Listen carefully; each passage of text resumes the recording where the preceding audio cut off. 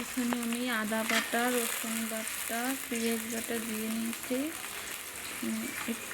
জিরার গুঁড়ো।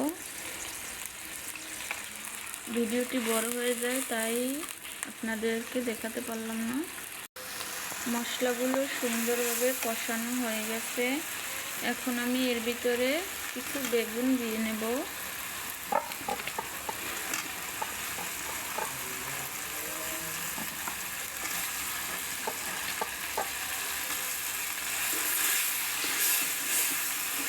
বেগুন দিয়ে ভালোভাবে কষিয়ে নেব।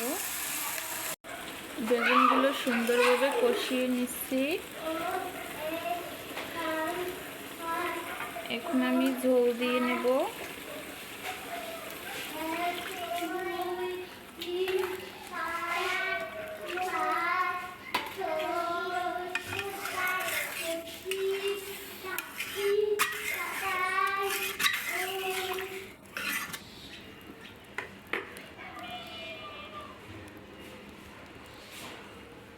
ঝোলের পানি সুন্দরভাবে ফুটে উঠছে। এখন আমি এক এক করে মাছগুলো দিয়ে নেব।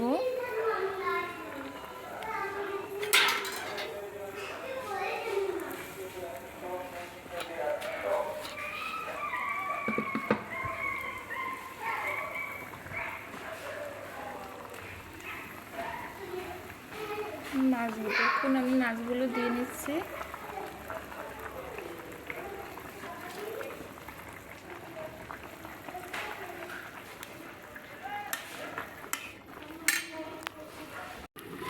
এখন দেখো মাছটা কি রকমের হয়ে আসছে। মাছের ঝোলটা কমে আসছে। এখন আমি ধনিয়া পাতা দিয়ে দেব নামানোর আগে।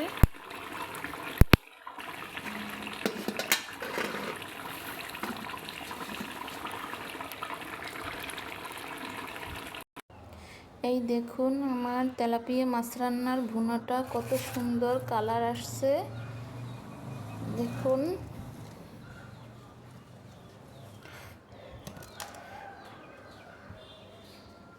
আজকের মতো এই পর্যন্তই।